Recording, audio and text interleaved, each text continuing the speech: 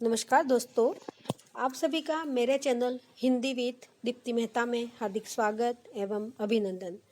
जैसा कि हम रीड की शिक्षण विधियाँ पढ़ रहे थे, जिसमें प्रमुख प्रमुख सारी विधियाँ मैंने आपको करवा दी है। आप मेरी प्लेलिस्ट में जाके सारे वीडियो को देख सकते हो।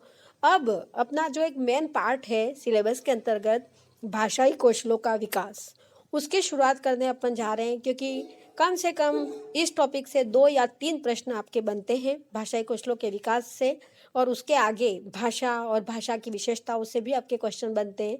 तो आज अपन शुरुआत करने जा रहे हैं भाषाई कौशलों से। तो भाषाई कौशलों को जानने से पहले सबसे पहले अपन जान लेते हैं थोड़ा सा भाषा का परिचय, क्योंकि मैंने पुराने रीड के पेपर देखे हैं तो उसमें मैंने भाषा से संबंधित भी प्रश्न देखे, और जब तक आप भाषा को नहीं समझोगे आपको भाषाई कौशल समझ में नहीं आएगा। तो अपन मोटे मोटे तौर पे भाषा के संबंध में जान लेते हैं। तो चलो सबसे पहले देखते हैं भाषा का अर्थ। अब भाषा का अर्थ क्या है, तो सबसे पहले ये पता करते हैं कि भाषा आया कहाँ से। भाषा शब्द, तो भाषा शब्द की रचना संस्कृत के भाष धातु से हुई है। कहाँ से हुई? संस्कृत के भाष धातु से हुई। आपको कोई नहीं पूछेगा एग्जाम में ऐसा, जिसका अर्थ है व्यक्तामवाची, यानी स्पष्ट रूप से कहना। ठीक है, अर्थात हम ये कह सकते हैं कि विचारों का आदान प्रदान करने का सशक्त माध्यम ही भाषा कहलाता है।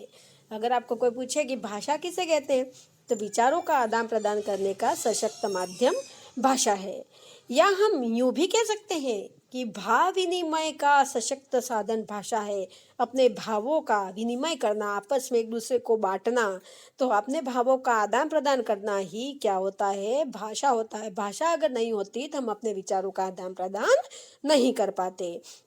तीसरा कह सकते हैं ग्रहण एवं अभिव्यक्ति का माध्यम ही भाषा है, क्योंकि ग्रहण हम क्या करते हैं, कोई भी चीज़ पढ़ते हैं, कौशलों में ये चीज़ आएगी ग्रहण वाली, कि कोई भी चीज़ पढ़ते हैं तो उसको हम ग्रहण करते हैं, या बोलते हैं तो उसको अभिव्यक्त करते हैं। तो ये कौशलों में मैं आपको समझाऊंगी कि कहाँ पे ग्रहण है, कहाँ पे अभिव्यक्ति का माध्यम, कौन सा कौशल है और कौन से कौशल में हम ग्रहण करते हैं। तो भाषा को कह सकते हैं ग्रहण एवं अभिव्यक्ति का माध्यम। आपका पूछा भी जा सकता है, भाषा है ग्रहण एवं अभिव्यक्ति का माध्यम, भाव विनिमय का सशक्त माध्यम, विचारों के आदान प्रदान करने का सशक्त माध्यम, और कोई उपयुक्त सभी दे दे, या इनमें से कोई कौन सा नहीं है करके एक कोई दे दे। तो इस प्रकार के प्रश्न आपको इसमें से पूछे जा सकते हैं। अपन भाषा को ज़्यादा समझने के लिए कुछ परिभाषाओं को जान लेते हैं। देखो परिभाषाएं, सुमित्रा नंदन पंत हिंदी के साहित्यकार है। उन्होंने कहा था कि भाषा संसार का नादमय चित्र है, यानी भाषा से संसार सारा क्या हो जाता है? गुंजायमान हो जाता है। क्योंकि भाषा नहीं होती तो संसार में सब जगह ध्वनि नहीं फैलती, और ध्वनि नहीं फैलती तो आवाज़ नहीं आती। ध्वनिमय स्वरूप है यह, विश्व की हृदय तंत्री की झनकार है, जिनके स्वर में अभिव्यक्ति पाती है। मतलब भाषा से ही सारा संसार जगमगाता है। भाषा है तो विश्व में सारी और झंकार ही झंकार है, सबके स्वरों में अभिव्यक्ति है। अगर भाषा ही नहीं होती तो किसी के स्वर में अभिव्यक्ति नहीं होती, और अभिव्यक्ति नहीं होती तो सारा संसार गूंगों की विराट बस्ती होने से बच जाता। आगे देखो, नेक्स्ट परिभाषा है सीताराम चतुर्वेदी के अनुसार कि भाषा के आविर्भाव से सारा संसार गूंगों की विराट बस्ती बनने से बच गया। अभी मैंने आपको बताया है कि भाषा अगर नहीं होती तो सारा संसार गूंगा हो जाता, पर भाषा का आविर्भाव हुआ तो क्या हुआ? सारा संसार गूंगों की विराट बस्ती बनने से बच गया, कि सभी लोग अभिव्यक्ति का सशक्त माध्यम भाषा को ही मानते हैं। श्याम सुंदर दास के अनुसार भाषा ध्वनि संकेतों का व्यवहार है, यानी ध्वनियों से ही भाषा बनती है। तो भाषा क्या है? ध्वनि संकेतों का व्यवहार है। तो ये तो मोटे मोटे तौर पर आपको मैंने भाषा की से परिचित कराया कि भाषा क्या होती है, भाषा की मेन कवियों ने क्या परिभाषा दी है, साहित्यकारों ने। ये आपके एग्जाम में आ भी सकता है, नहीं भी आ सकता है, पर यहाँ से आपके रीट में क्वेश्चन बन चुका है भाषा की विशेषताओं से। 2012 में आपके प्रश्न बना है भाषा की विशेषताओं से। तो चलो आइए इसको हम अच्छे से समझ लेते हैं कि भाषा, सबसे पहले बात ये होती कि भाषा क्या है। तो भाषा अर्जित संपत्ति है, यानी भाषा जन्मजात नहीं होती है। भाषा मनुष्य जन्म से लेकर पैदा नहीं होता है। भाषा मनुष्य अनुकरण के द्वारा सीखता है। तो अनुकरण के द्वारा सीखता है, इसलिए भाषा को अर्जित संपत्ति कहा गया है, क्योंकि भाषा का हम क्या करते हैं, अर्जन करते हैं। और यही क्वेश्चन आपके रीट 2012 में आया है कि भाषा की विशेषता नहीं है, भाषा अर्जित संपत्ति है, इस तरह से प्रश्न आया था और इसमें ये दिया गया था ऑप्शंस। दूसरा, भाषा सामाजिक प्रक्रिया है। क्यों सामाजिक प्रक्रिया है? क्योंकि समाज में रहकर मनुष्य भाषा को सीखता है, इसलिए भाषा एक सामाजिक प्रक्रिया है। तीसरा है, भाषा अनुकरण से सीखी जाती है। बिल्कुल सही। बच्चा जब पैदा होता है तो कोई भाषा नहीं आती है उसको, कुछ भी नहीं आता उसको, वह अपने माता पिता के द्वारा बोली गई, अपने दादा दादी के द्वारा बोली गई, अपने परिवार में भाई बहनों के द्वारा बोली गई भाषा का क्या करता है, अनुकरण करता है, और अनुकरण करके भाषा को सीखता है।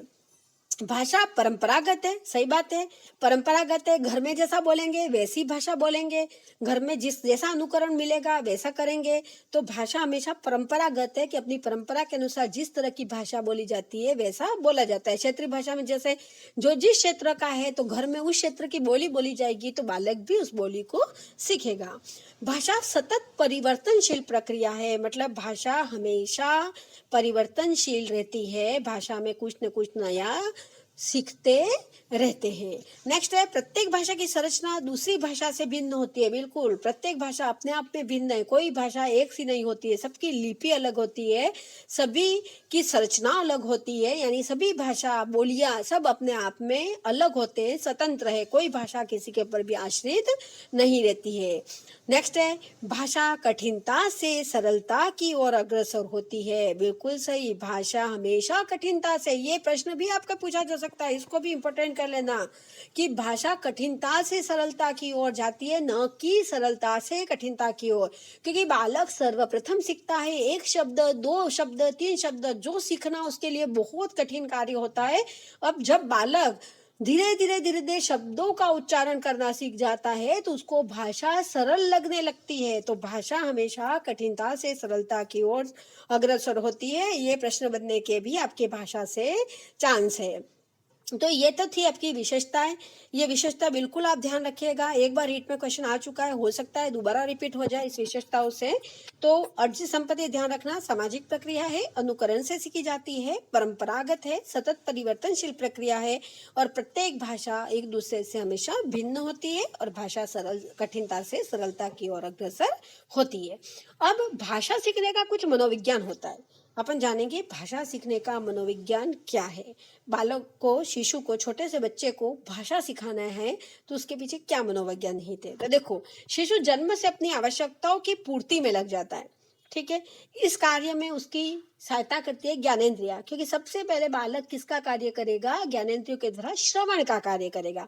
श्रवण का कार्य करेगा, सुनेगा, सुनने के बाद बालक क्या करेगा, उस सुनी हुई बात का पे गौर करेगा, निरीक्षण करेगा कि हाँ मेरे घर में ऐसा, अंदर नंदर बोलना तो आता नहीं है पर सुनकर वह निरीक्षण करेगा, सोचेगा कि इस तरह से घर में बोला जा रहा है, और फिर उसका वह क्या करता है, अनुकरण करता है। तो बालक सबसे पहले श्रवण करेगा, फिर उस बात का निरीक्षण करेगा, सोचेगा कि ऐसे ऐसे ये बोल रहे हैं, और उसके बाद वो अनुकरण करके भाषा को बोलता है। तो ये सब चीजें करने में, इस प्रक्रिया में कौन साथ देता है, उसकी ज्ञानेंद्रिया। तो दुनिया को समझने व अपनी समझ को अभिव्यक्त करने में मनोविज्ञान उसकी मदद करता है, और इस प्रक्रिया में भाषा सीखने में कुछ मनोवैज्ञानिक प्रवृत्तियां कार्य करती है। यानी बालक में, शिशु में सबसे पहले क्या हो, जिज्ञासा उत्पन्न होती है।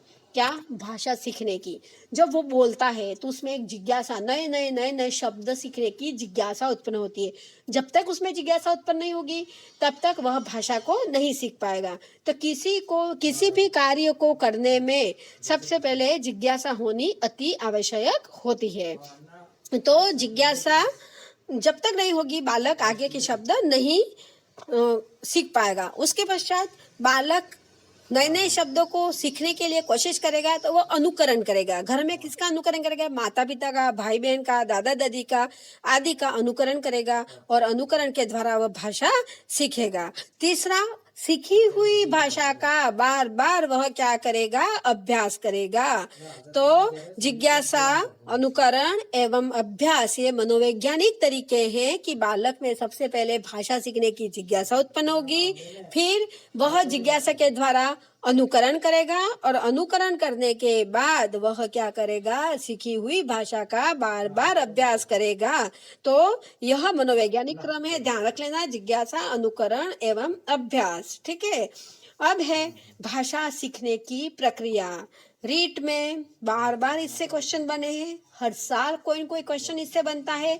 बिल्कुल आप इसको ध्यान रखिएगा। ऐसा नहीं है कि हम भाषा कौशल पढ़ रहे हैं तो सीधा हम श्रवण कौशल पर चले जाए या सीधा वाचन कौशल पर चले जाए या सीधा लेखन कौशल पर चले जाए। उसके पहले की ये चीजें जानना बहुत जरूरी होता है, क्योंकि पिछले रीट के एग्जामों में इनसे क्वेश्चन बन चुके हैं।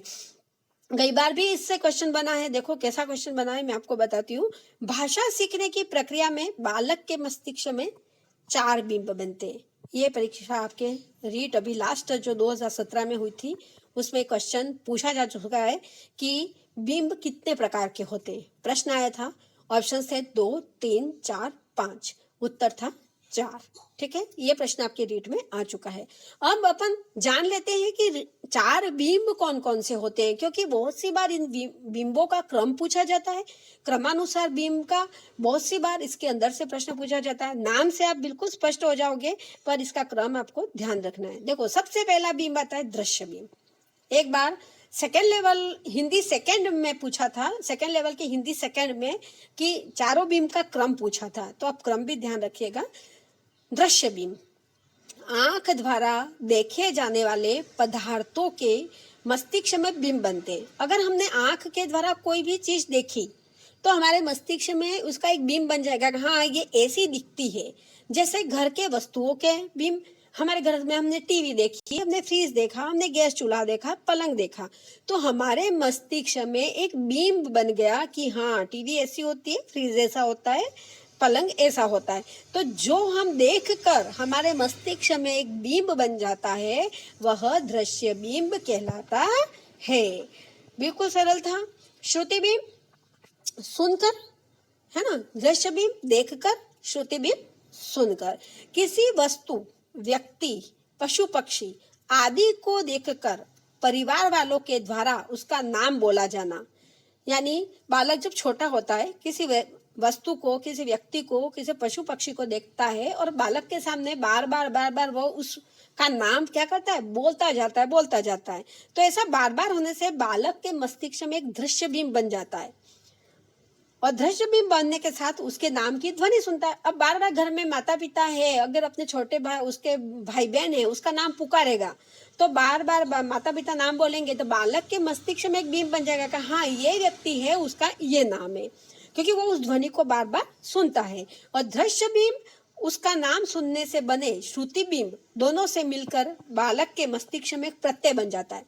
पहले तो वो क्या करेगा, देखेगा, फिर बार बार उस ध्वनि को सुनेगा तो बालक के मस्तिष्क में एक प्रत्यय बन जाता है कि हाँ ये व्यक्ति यही है। जैसे ताजमहल को देखा किसी ने, या किसी ने अपने छोटे भाई का नाम राम है तो बार बार माता पिता ने कहा राम राम राम या ताजमहल ताजमहल, ठीक है, तो बालक के मस्तिष्क में एक बिंब बन गया कि ये व्यक्ति राम है, ये ताजमहल है। ताजमहल सामने रख दिया, बार बार बालक को कहा गया ये ताजमहल है, ये ताजमहल है, ये ताजमहल है।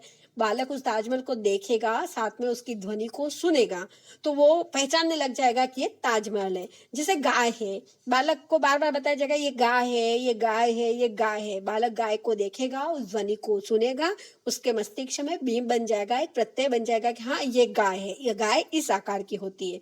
तो उसके बिंब एक कल्पना बन जाती है कि हाँ ये ऐसा होता है, तो वो होता है आपका श्रव्य बिंब, श्रुति बिंब सॉरी।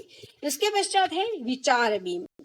विचार बिंब में क्या होता है, ये प्रश्न एक बार एग्जाम में पूछा गया है कि विचार बिंब क्या होता है। तो दृश्य बिंब व श्रुति बिंब दोनों से मिलकर बना हुआ प्रत्यय जब दृढ़ हो जाता है, सशक्त हो जाता है, तो उस वस्तु की अनुपस्थिति में भी उसका विचार आता है।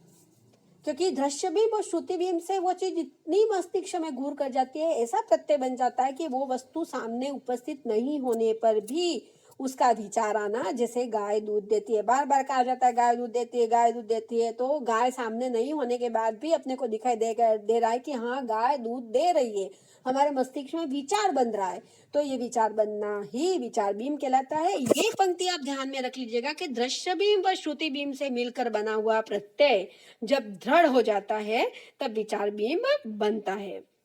उसके पश्चात है भाव बिंब। विचार बिंब की विकसित अवस्था ही भाव बिंब है, यानी जब विचार बिंब दृढ़ हो जाता है, उसका विकास अच्छा सा हो जाता है, तो वो भावों में परिवर्तित हो जाता है और इसी भावों में परिवर्तन को कहते हैं भाव बिंब। जैसे विचार बिंब एक मानसिक प्रक्रिया है कि बालक मन से सोचता है और भाव बीम में व्यक्ति हृदय से सोचता है। जैसे विचार बीम में सोच रहे हैं कि गाय दूध देती है, तो हमारे भाव में क्या होगा, गाय हमारी माता है, तो ये एक भाव बनेगा गाय के प्रति हमारा। तो ये जो भाव बनना है वो होता है हमारा भाव बीम। आपको अच्छे से यहाँ तक समझ में आ गया कि बीम कितने प्रकार के होते हैं? 4 प्रकार के। अब इसका मनोवैज्ञानिक क्रम पूछे तो आप क्या कहोगे? सबसे पहला कौन सा बीम बताओगे? तो सबसे पहला आपका बीम बनेगा दृश्य बीम। उसके बाद आपके बनेगा श्रुति बीम, यानी पहले देखना, फिर सुनना, फिर विचार बनना और फिर भाव उत्पन्न होना। तो ये 4 क्रमानुसार आप याद रखोगे, एग्जाम में बार बार पूछा जाता है, इसलिए मैं आपको कह रही हूँ। और एक भाषा की विशेषताओं को आप बार बार देखोगे, और ये मनोवैज्ञानिक क्रम, जिज्ञासा, अनुकरण और अभ्यास, ये इसमें से आपके एक क्वेश्चन आने की पूरी संभावना बनती है। तो बच्चों आज के लिए इतना ही, क्योंकि ये वीडियो बहुत बड़ा हो जाएगा तो आपको देखने में असुविधा होगी। अब हम नेक्स्ट एक एक कौशल को देखेंगे। श्रवण कौशल, सुनना, बोलना, पढ़ना, लिखना, जैसे श्रवण है, उसके बाद उच्चारण है, उसके बाद वाचन या पठन है, उसके बाद लेखन कौशल है। तो एक एक कौशल की ओर आगे बढ़ेंगे। कौशल से पहले ये समझना अति आवश्यक था, क्योंकि मैंने पिछले रीट के पेपर देखे, बार बार इससे क्वेश्चन आ रहे थे, इसलिए मैंने इस चीज को भी इसमें ऐड कर दिया। तो वीडियो ज़्यादा लंबा ना करते हुए मैं अपनी बात को यही समाप्त करती हूँ। आपने मेरे चैनल को सब्सक्राइब नहीं किया है तो सब्सक्राइब कर लीजिए। ज़्यादा से ज़्यादा मेरे वीडियो को लाइक करें, शेयर करें। जय हिंद, जय भारत।